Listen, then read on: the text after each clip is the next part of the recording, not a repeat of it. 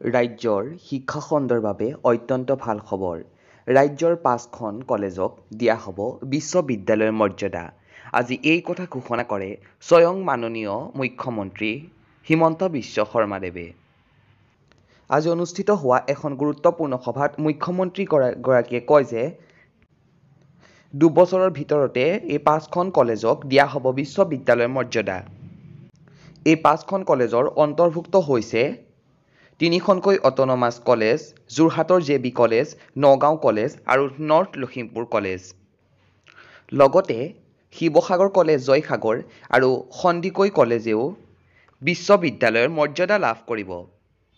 2টা বছৰৰ ভিতৰতে এই আটাইকেইখন কলেজেই হৈ পৰিব একোখনকৈ বিশ্ববিদ্যালয়।